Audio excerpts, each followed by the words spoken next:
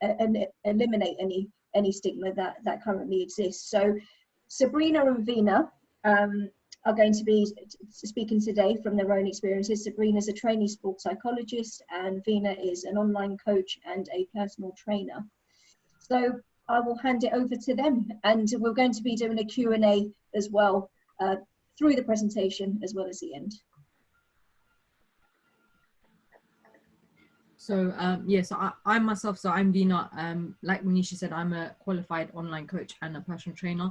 I've been doing this for quite a while, and obviously in my role itself, I do come across a lot of people, sometimes open, sometimes not so open, about things that they're suffering. So we're just gonna pretty much go through some of the experiences I've come across with those individuals. So yeah. Okay, and my name's Sabrina. My main background is mainly in football. So I've done a lot of coaching in football. However, at the minute I am trained to be a sports psychologist. So at the same time, I am part of the South Asian community. So it's a very important issue for all of us to be able to speak about and have an open dialogue about. So I think I'm really excited to get this started, and hopefully for the rest of the webinars that we have to come, we've got more people joining each time, and we can get a lot of different issues discussed. So if we just start with the first slide that we've got shared on the screen at the minute. The first point we're going to discuss is shame, or sharam, or fear. So with mental health in particular, it's something that's not really discussed within the South Asian community. It seems to be something that we almost, from when we're growing up, we're almost just we're told not to speak about these kind of things in a way. And even with immediate family, people struggle to speak about it. A lot of it comes down to how it looks to the community, and people have a fear of that. So it's important for us to know that it's something that we shouldn't be ashamed of, and something that we can discuss openly. There's also a lot of misunderstanding of the illness within the South Asian community. So first of all, a lot of people have a lot of confusion about the cause of different mental illnesses. Some people believe it's a genetic thing. So sometimes they feel as though if it's part of the family, it can be passed on. But again, that's something that isn't true. So it's the different causes that cause mental issues. Another thing is that some people think it's black magic. A lot of people may have heard that before. So it's a factor that people may think it's something that's been done to them, or a way to fix it would be by performing black magic and things like that. So again, it's just another issue that needs to be discussed, and we can actually go further on that. Another thing is just a lack of knowledge around the mental health issue. A lot of people tend to keep it a secret, don't discuss it, not even with family members. They're not aware that people can go to the GP, and you can recover from mental health issues, and not discussing them with other people can actually make it a lot worse. Another issue is feeling a lack of self-worth and isolation. I don't know if you guys can all relate, but I know, for example, for myself, there's definitely people in my life who I'd say I'm related to, where if I look back now, it's pretty obvious that they had mental health issues, and we may have sometimes seen those people in our family, in our friends, but part of the South Asian community. And I think it's important that we start recognising these as mental health issues, because at times you may have just thought, oh, that person's just very distant, they don't want to be involved. However, it's something that definitely needs to be discussed a little bit further. Also, social pressure to conform. It doesn't look good for the community. That's how people see it. It doesn't look good for your family. Family reputation is something that people see as really important. Again, it's something that we need to try and break, that stigma, and people should be able to speak openly about it. And the last point there is marriage prospects can be damaged. Again, it comes down to what other people think, and your reputation of your family. And in some cases, it can seem as though if people are looking to get married or other things like that, if there is mental health issues within your family, people can see it as, you know, it's something that puts them off. Okay, again, it shouldn't be, because it's nothing that's genetic, and it can be helped, and there's a lot that you can do to help yourself in this situation. We'll move on to the next slide.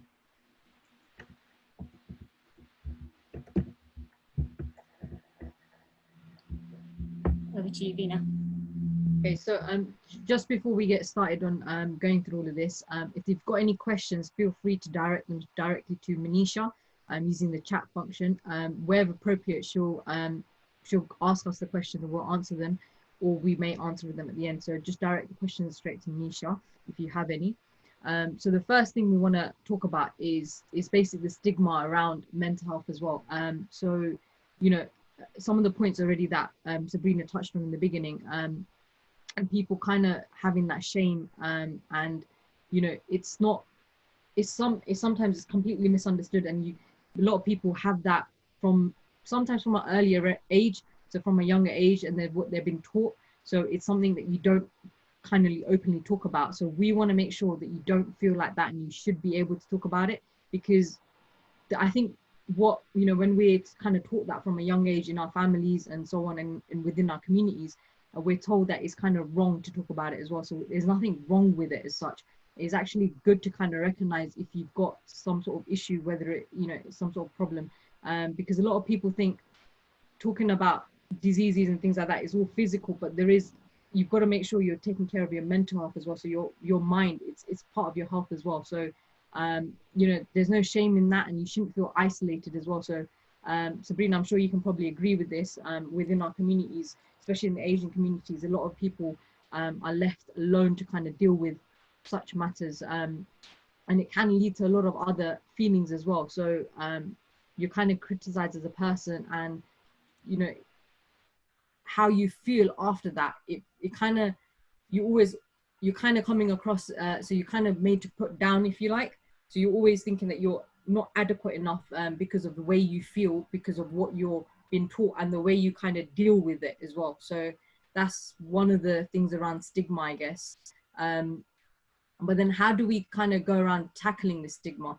So there's a few kind of different ways. So obviously it's about educating ourselves in terms of what is mental health, what are the problems that come with it. So, you know, all the different types of problems you got. So it's not just, mental health is very broad. So you've got stress, you've got anxiety, you've got depression. So there's different types of, I don't know if you'd call them illnesses as such, but you've got different aspects of mental health. So it's about recognizing those, the symptoms of it, and what are the causes of those, and then kind of working through all of that. So you're basically taking better care of your health, your mental state. So yeah, and if you're not able to kind of deal with the mental health side of things, so if you're not able to actually tackle those problems, what ends up happening, so it kind of touches on about the stigma bit a little bit as well, you kind of end up bottling up those emotions.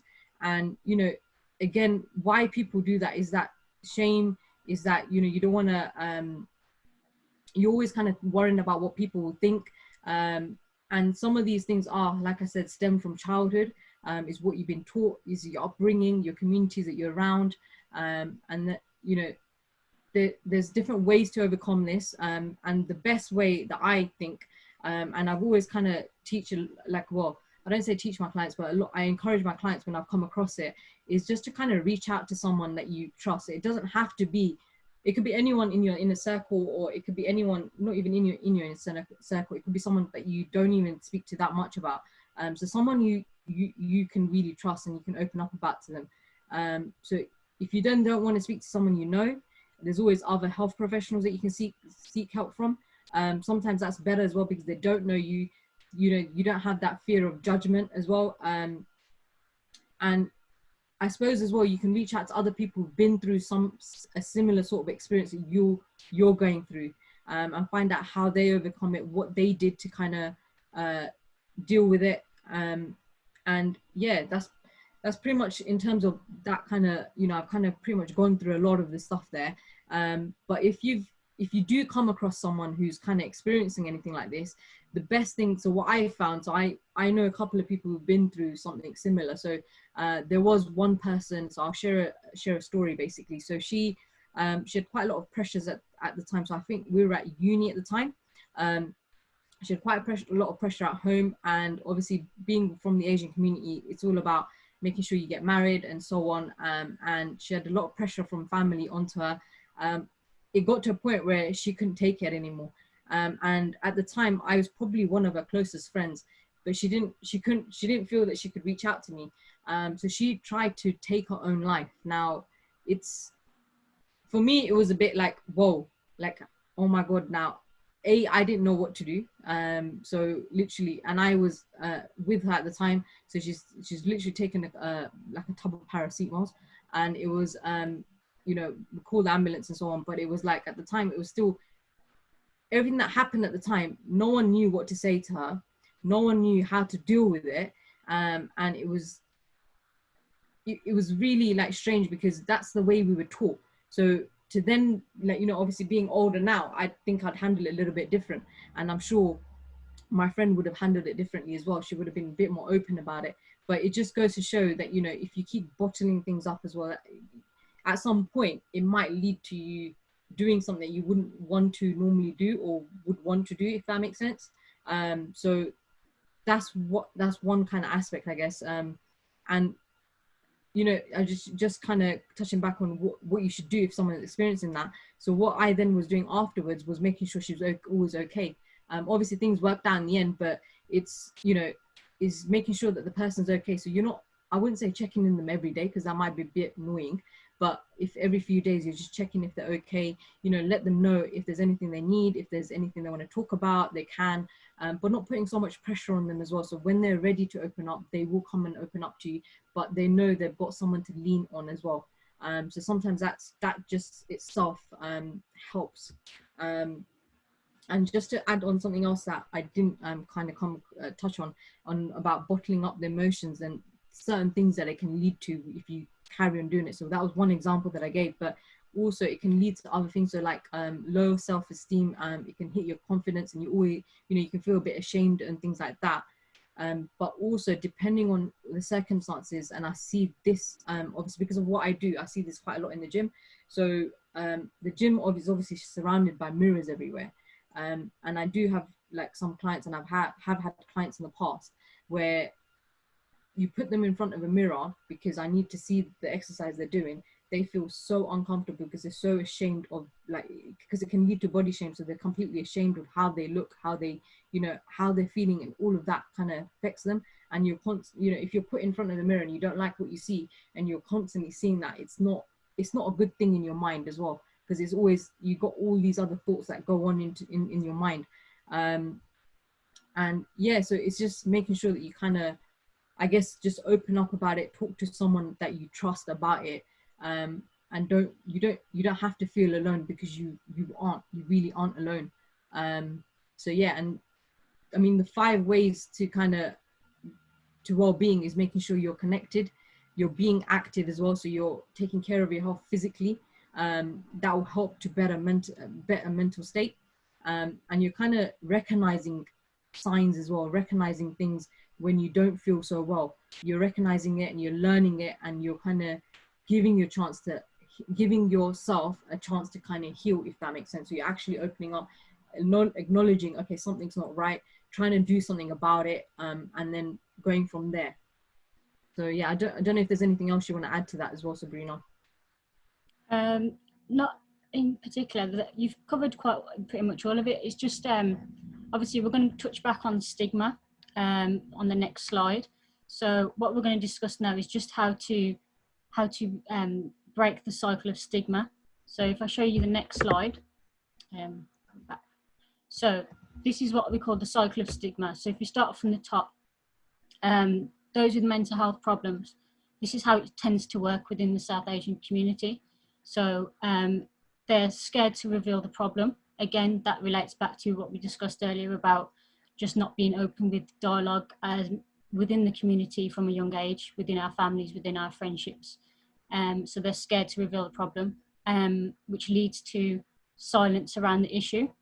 So again, people just not speaking about it, being secretive about it, not discussing it with their family members, and just keeping it to themselves a lot of the time due to shame.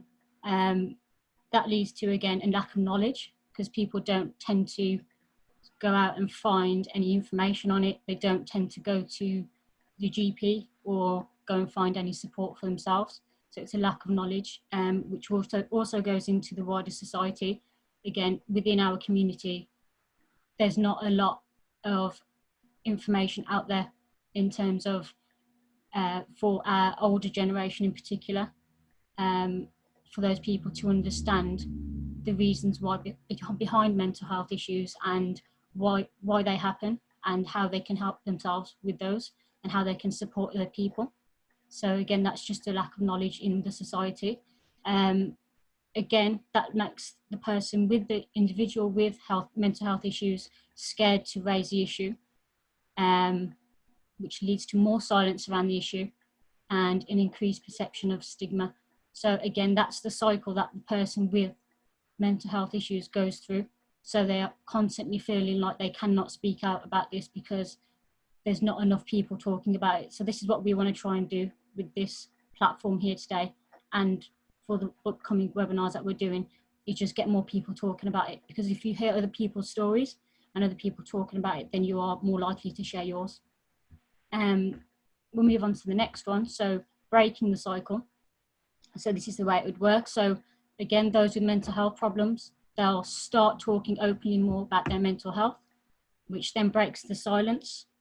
More people are talking about it, so the knowledge of it increases within our society. People are understanding mental issues more. Understanding that, like Vina mentioned earlier, there's different types of mental illnesses as well. So there's depression, there's anxiety, there's OCD, there's different types. And trying to understand each one individually will help you understand your own issues a little bit more. Again, that leads to the wider society being more aware of these issues, and that it is normal to experience them. And the reasons why we might develop these issues are not just because it's genetic, or the reasons that you mentioned earlier. It can happen through any everyday occurrences or anything that's happened within our lives. From there, more people again talking about mental health, which breaks the silence further, and again leads back around to those people. So again, in that situation there, if we break the cycle, if we manage to start talking about it a little bit more, hopefully that can help a lot of other people share their experiences and feel better about themselves, and hopefully go and find some help, because there is a lot of help out there, which a lot of people just aren't aware of, because they just think it's something that I have to deal with myself. If I just move on to this next slide. So this is something I came across yesterday actually, and I shared it with the girls. So this is a story about a lady called Simon Thompson. I will read this out in a moment, but it kind of just touched with us really, and we all just thought we'll definitely share it today, because it really relates to the whole issue of stigma and taboo within our culture. Sadly, this lady passed away this weekend from cancer, but this is a quote, or a bit of writing that she wrote a year ago. I'll read it out. It says, "At first, I was deeply ashamed that I have terminal cancer. I always thought this disease was something which affected white women. Speaking about cancer is worryingly taboo in the South Asian culture. Because of this, the outcomes for South Asian cancer patients are frighteningly low. South Asian women are twice as likely to become depressed after a cancer diagnosis in comparison to white women, and in this, in part due to the lack of support and understanding within the community. There are also stories of South Asian women receiving their cancer diagnosis but foregoing treatment to minimise disruption to their households. It's terrifying. As women, we are taught to ignore or diminish our pain because society tells us we are dramatic. There are even studies that support this, showing us that in some instances, people take the pain of girls less seriously than that of boys. I found myself wishing there were more cultural resources when I got my diagnosis, so I set up a BAME Facebook group where people can search Black, Asian, minority, ethnic cancer support in Facebook and find a space to share their diagnosis and cultural challenges. So that's just one person's story, and obviously it's a very sad story because obviously she's passed away recently. However, within her time here, she was managed to put that down, and speak about her feelings and how it affected her. So obviously this is related to cancer, but it relates to all the issues we discussed earlier regarding mental health and regarding taboo and just not speaking out and having support there for each other. So this lady obviously felt like she needed more support in that area, so she created her own Facebook group. But I think if we all discussed all these issues a little bit more and spoke openly about how we feel, about how we are not all invincible, and how anything can happen to any of us, just like it can happen to anyone else. And I think that would definitely help everybody with any issues that they're going through. So just wanted to share that with you, really. Last slide here. Just a few little bits that you can read through. Not going to read them all out individually, but just little things that you can take away from this, really. Again, all of these things are just to say, it's important to talk, it's important to share your stories, it's important to, like we said, be active, connect with people, and just make sure that you're looking after your mental health as well as your physical health. It's really important. So if anybody has got any questions that they want to ask, or if they want to add any of their own stories or share their own experiences, you can now, or you can send a message to Manisha and she can read them out for you. Vinia, did you want to add anything else? No, you pretty much covered it all. So I just like just a couple of other little points actually. You know, what you said about your physical health and your mental health, like they go hand in hand. So a lot of people kind of, I think, sometimes neglect this. Obviously, I'm taking it from a personal training point of view in terms of training physically the body. You know, it's all well and true you look after your body physically, but you've got to do the same sort of concept for your mind. Because anything you want to achieve in life, whatever it is, you're both aspects.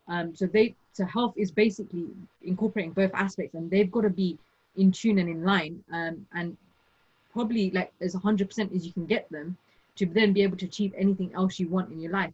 And that could be meaning for yourself, or for if you've got a family, or you know, if you've got kids and so on. You want to achieve some stuff for them as well. So it's like making sure both aspects are doing well. And if we can, you know, take care of the mental side of things and be more open and talk about it, it's also, I guess, because we've been taught this from generations before, that yeah, no, we don't talk about this, we just bury it in one corner and put a lot of other crap on it and just get on with life. At some point a generation has to come along and change this. So there's nothing stopping us here being that generation for our future generations, if you like, so our kids, our grandkids and so on. So at some point something's got to change, because if we don't change this, nothing will change, and we'll keep suffering in silence. And it shouldn't have to be like this, because like Sabrina said, you know, there's nothing wrong in whatever we're going through. Yes, life's going to have ups and downs, and we got to acknowledge those downs, we've got to recognize them, and we've got to figure out what the downs are, how we're going to overcome them, and what the issue is, and you know, and how we're going to, I suppose, where we're going to go for help and so on. And don't be afraid to kind of speak out about it. So yeah, I think you pretty much covered everything else on there as well. So yeah. So if anyone's got any questions, if you want to send them in anonymously, you can do so to Manisha, and then she'll just read out the questions. Or if you want to just put them in the chat directly, and then we'll just kind of answer them. So we've got one from, apologies if I've not pronounced the name right, Zulika. Do you think more can be done by religious places of worship to tackle their mental health stigma? Okay, so I'm going to answer this first, and Sabrina, I suppose you can answer this later on again if you want. So I'm part of a community, and yeah, I do attend a place of worship. We, you know, before, I'll be honest, so when I was younger, there wasn't anything, we never ever spoke about how mental health within the community. But as times have gone on, things are changing. So they do hold little like workshops, seminars, if you like. So little meetings inside within the community. So the younger generation, so I'm talking like people from uni age kind of thing. So they get involved. They do have sometimes outside speakers come in. explain things like that. Also, there are a couple of teachers within the in my community as well, so sometimes they get involved as well. So they do hold these kind of things, and I think if I'm like, if I'm honest, more can be done, because a lot of people are in with these little communities, so it doesn't necessarily have to be religious places of worship, but it can just be communities. So whether it's some sort of club you're part of, you know, I would definitely encourage something like this, whether it's a workshop that they do every quarter or even a monthly thing or whatever it is, and kind of just talk about it, and talk about even if they just go through the different types of illnesses you can have. So where, so like depression, anxiety, OCD, and so on. So even if they just talk about that, I think it's a bit of an eye opener, so people can recognize if someone's going through something like that, and then kind of direct them where they need to go for the help that they need. So yeah, I don't know if you want to add anything else onto that as well, Sabrina. Yeah, so it again, like you said, Vina, there is things that we can do. I think it needs to come more from us as a community, for us to put it on places of worship to do things like this. It may not be seen as a priority. So if we were to build these projects like this one, for example, and maybe go out to places of worship and then offer it to them, as and put out maybe flyers and things like that, that would definitely be helpful if we can do things like that. But there needs to be, as we've said earlier, the more we talk about it, the more people see it as an issue, and hopefully then more people will go out in their own communities, in their own towns, and be able to do these things. However, I don't think it's something that can come directly from places of worship. I think it needs to come from us as a community. So yeah, that's my views on that, really. I've got a couple of questions that have come through for both of you. What is the best way to approach a mental health related situation to a friend or family members that may be too challenging to speak about? So I would say, first of all, just check if they've got anybody else around them that they can speak to. So sometimes people find it easier to speak to people like friends or partners or somebody else that they're closer to. So maybe they find it's too hard to speak to you directly for whatever relationship you have with them. I would just say, see if they have some support networks. If they've got somebody to speak to, that's important, as long as they've got somebody there. If not, then I guess another way would be offer them support and say that you can go, to the GP.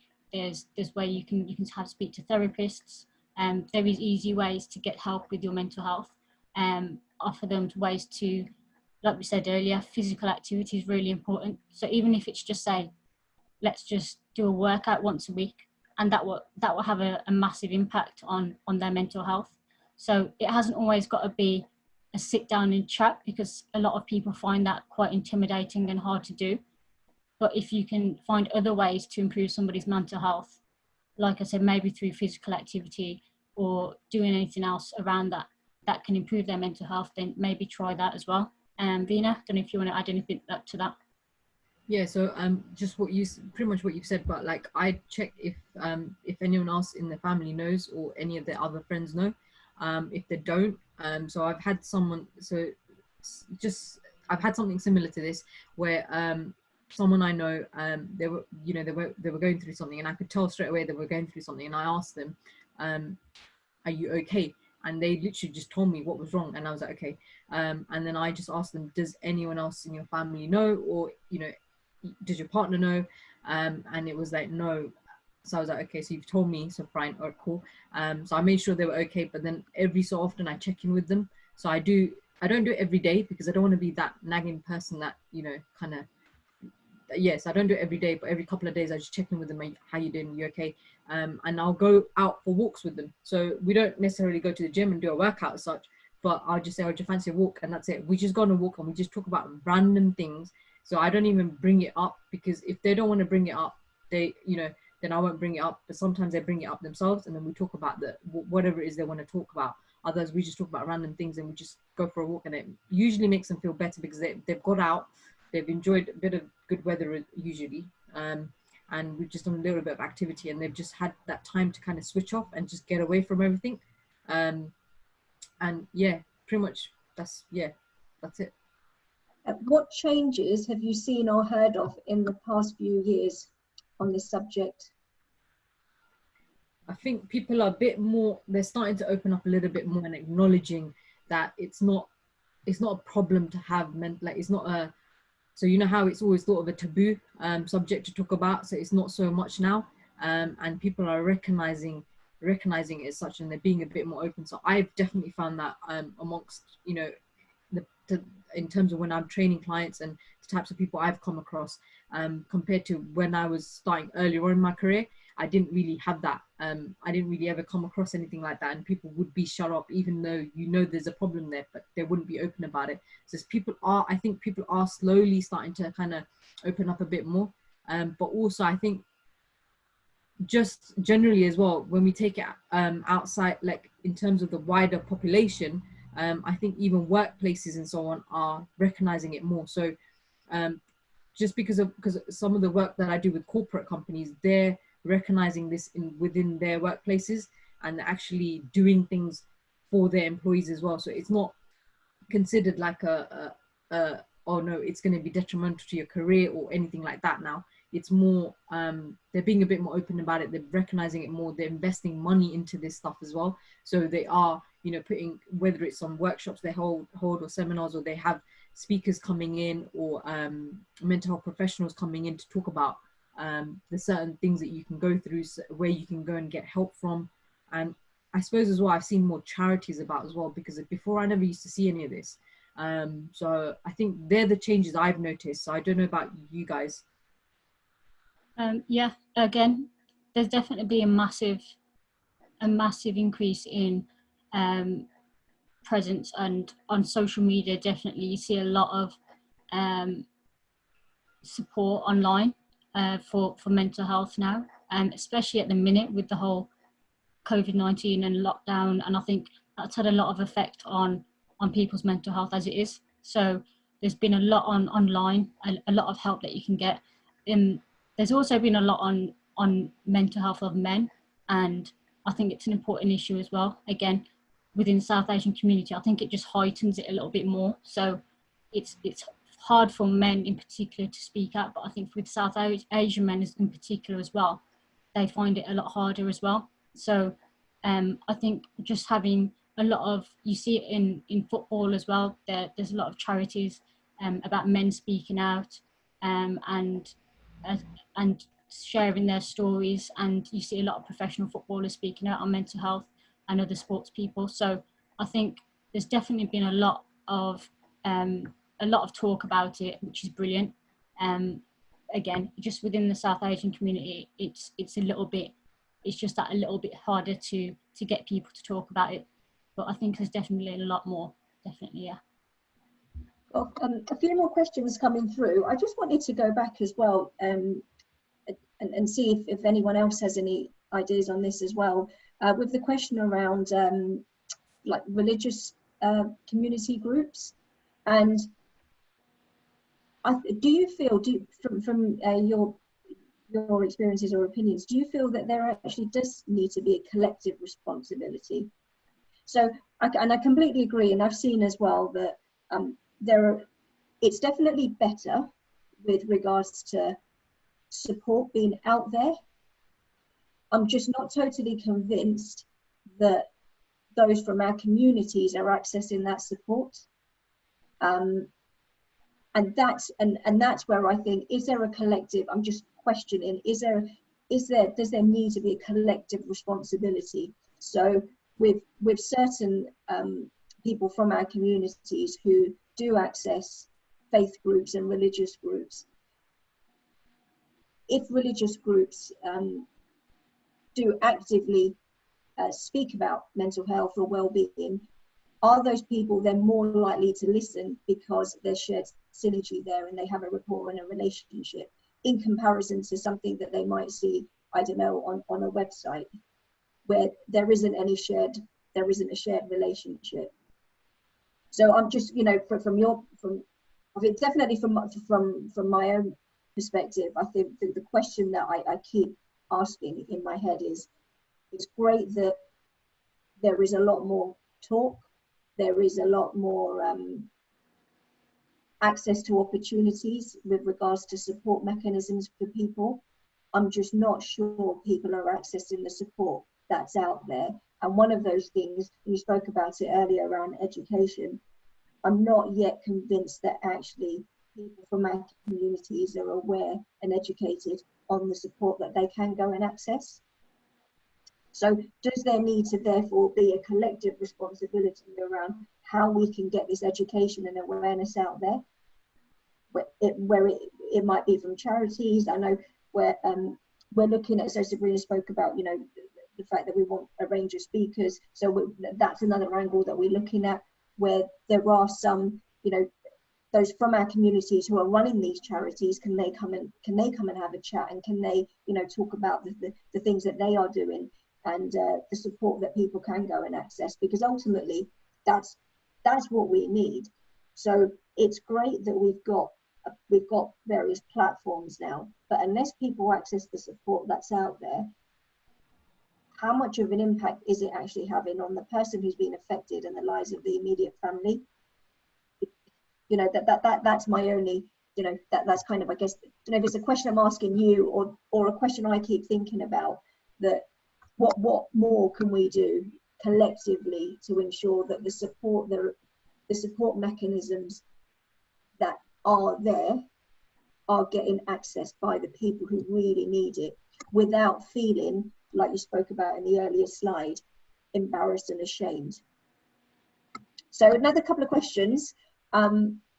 But do you think competition in terms of education and education and income has an impact on mental health and well-being?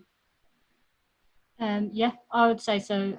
It definitely does. I think within our community, I mentioned it earlier about reputation, and a lot of our South Asian community bases their level of respect on people's occupation, and that can with itself bring on a lot of pressure.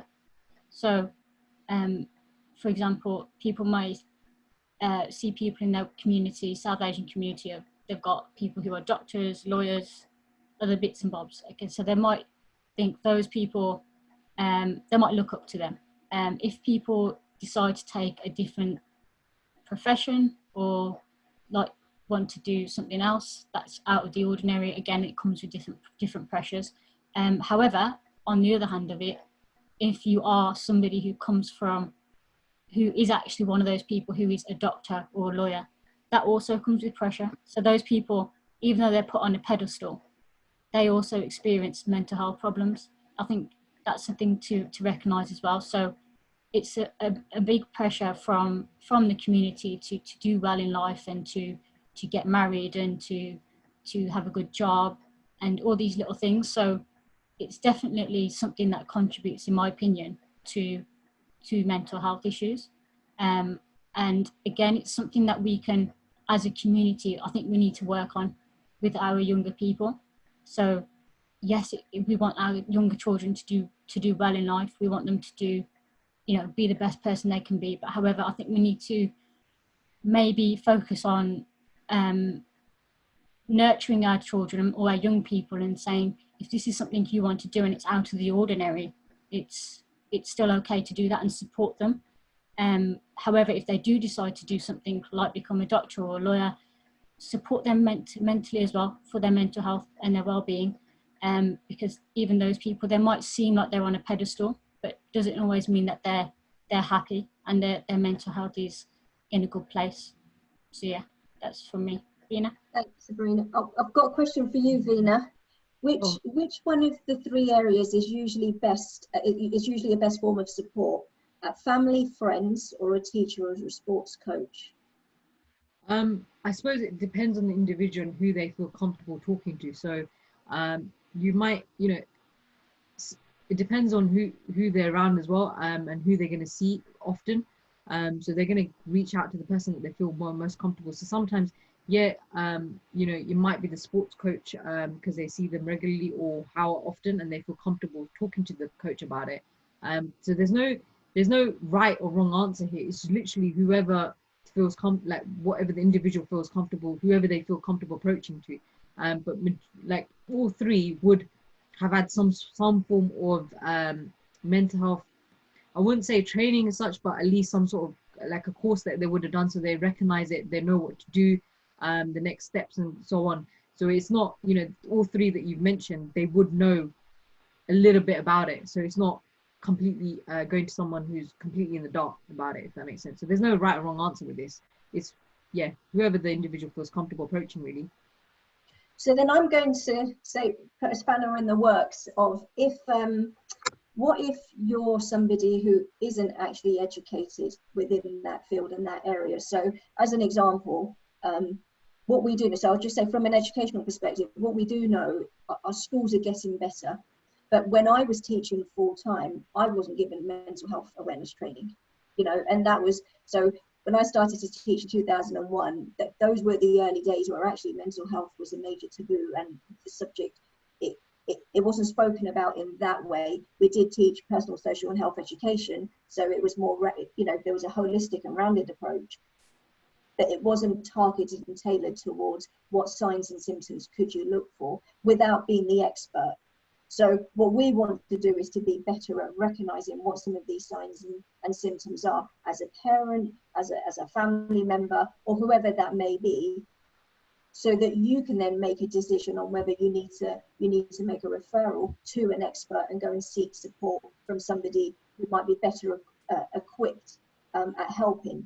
And although there are organizations who, you know, like, it's great that we're talking about it in the workplace, you know, that there's sporting organizations that are doing a lot more work around mental health and well-being, but I still keep asking my question, I suppose, in front of the spanner in the works is, are those individuals, and I'm not talking about the psychologists and the counselors and people who are and therapists who are skilled in that area, I'm talking about some of the other key workers, are they being given the training and the education around recognizing signs and symptoms, or is it that we actually still have a long way to go?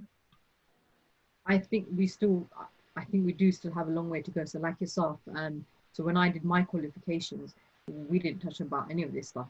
So now, obviously, I know new personal trainers being qualified, they will touch on some aspects of it, but it is about, I suppose, some of it is down to us to educate ourselves. So it is about doing CPDs, some courses and so on, and also, I suppose, connecting with other individuals who are professionals in that area. So learning from them as well. So like you said, there's psychologists, therapists, the counselors and so on, because obviously that's their field. So they're going to know. But also, I think our governing bodies need to do a little bit more, if I'm honest. So within our own professions. So we have that course to go to as well, so we can get that learning first. And then once we kind of know that, because in the courses itself, so like I did a course just a couple of weeks back. Now, I only got the email because I'm a coach as well, so I'm a qualified cricket and football coach. But if I wasn't a qualified football cricket coach, I wouldn't have got that email to do that CPD course. So it's down to the governing bodies of our professions as well, just to kind of encourage the people to do these courses, and then have information on there so we can then recognize the signs, symptoms, and then the directions that we need to go through, and what we need to do with individual, whether we can help them or whether we need to be referring them out to another individual or another charity and so on. Yeah, and there was so this question around also, like, what might these signs and symptoms look like, and then there's a few questions around actually accessing support and what that support looks like and where you can get the support from. So I've done a couple of webinars. I mean, it was related to football, but with regards to some basic signs and symptoms, is actually generic to anybody, although mine was specifically around children. So the things that are most obvious are almost easier for us, as you know, people who are the non-experts, people who are just, you know, like I said, the family members or friends and so on. So the most obvious things might be behavioral patterns and behavioral changes. So if you know, so for instance, if it's your child, you know how your child behaves because you know your child. Now, if you start noticing that there are some changes in their behaviors, always consider the why that might be. So as an example, if, for example, your child, you know, usually calm, and all of a sudden you start noticing that they're being really irate, then the most easiest thing to do is to get really angry and frustrated around those behaviors. But actually, some of the considerations are around why that might have happened. And then you can trail back. Is it because there's something that's happened at school? Is it to do with friendships? Is it something that, I don't know, that's happened over video games? Because there's a lot also around. I remember when I was teaching that I was teaching year 6, and at that time we had to have a workshop with the kids and the parents around the use of games and gaming online and the impact that perhaps that can have. Because although, again, like, you know, and I'm sure, you know, parents are really good at doing this and not giving them games and video things to play on all day, but what we have to be mindful about is, do we know who they're speaking to and who they're connecting with? Now, this workshop was actually around awareness of that, because it was based on something that happened 10 years ago, but still relevant now, where a child was gaming and a message, like through the inbox, through this game, there were messages kind of sent over, but basically what materialized was this child was then being bullied and the parents had absolutely no idea. And while they think that their child's gaming and, you know, they're having a great time and they're occupied, actually they are they're connecting with somebody online and being bullied by this person, to the point where this person's, like, that child's behaviors started to change. They were really fearful and, you know, started to show negative emotions and negative behaviors.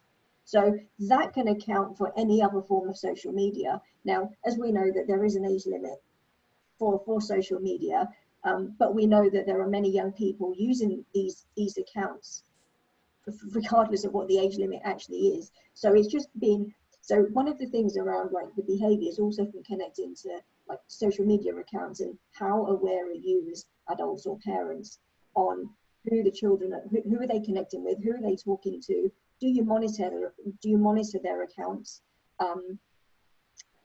Or do you almost limit their access, because also is a negative impact of how often they use these things on their overall well-being and mental health. And it could be withdrawal, you know, which again comes into, like, changes in behavior. It could be the way in which they communicate, their friendship circle, that perhaps could have an influence, and has that changed? Some of the things that may not be so obvious could be around depression. It could be around like disorders such as, like, panic attacks. It could be suicidal thoughts. Those things may not be so obvious, and it's quite easy, and me included, before like myself and my family went through our kind of mental health experience with my twin brother, that somebody who's depressed, there'll be somebody who's really quiet, who's quite reserved, and they'll withdraw. It's very easy to say that.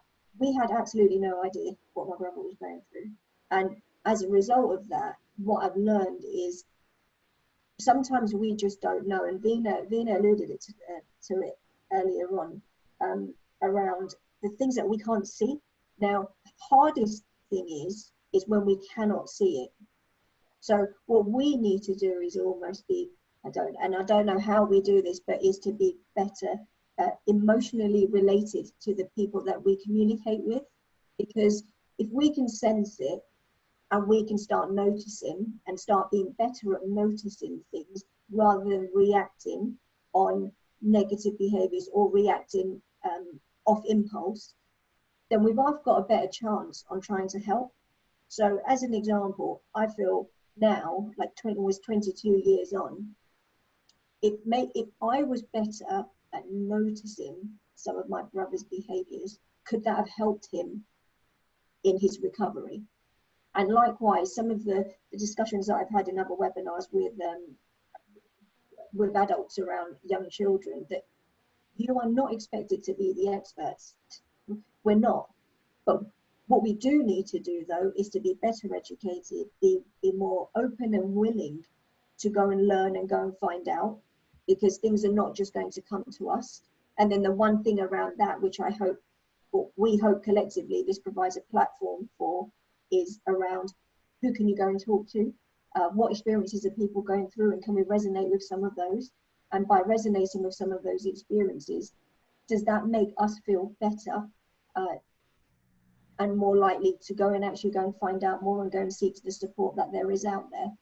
So I think in a nutshell, it's those, you know, things that are obvious and things that aren't.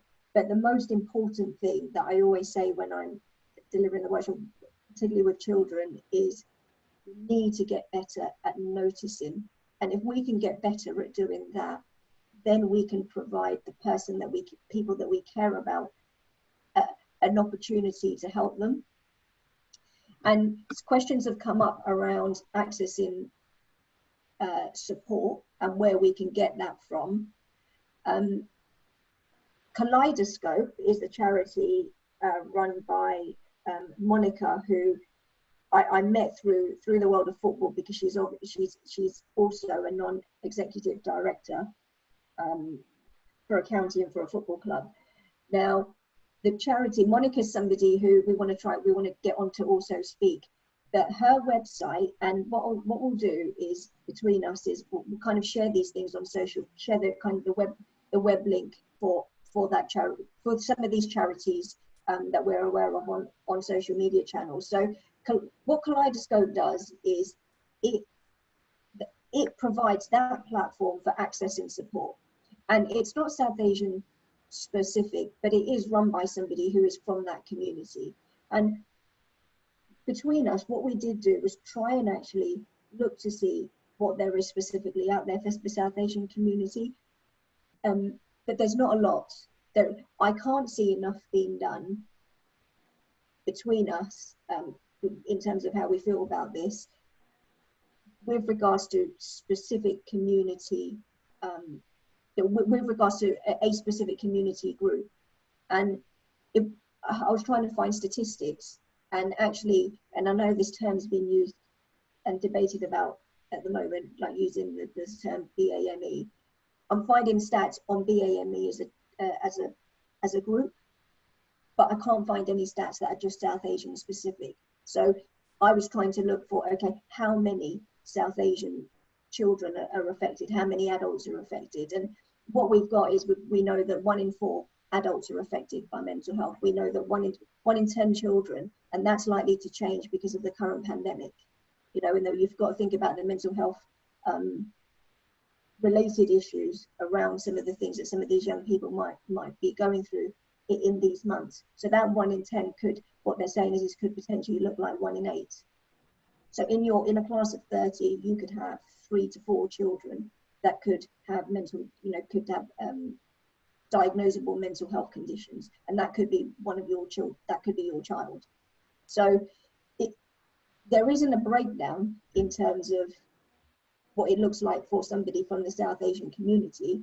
So all we can do at the moment is share and share information. And this, like I said, for us, this is a platform to help with some of that sharing. So we'll be doing that through, our social media channels. We're going to keep running this monthly and have different speakers come on. It will be at the end of each month, just to give you an idea. The date's obviously dependent on the speakers, but like somebody who we're looking to get on for next month is a female who was an alcoholic from the South Asian community, and she's a recovering alcoholic and is willing to share a personal experience and journey around how she was made to feel, and particularly the taboo and stigma around that, and then focusing on the mental health and psychological impact of what that could look like.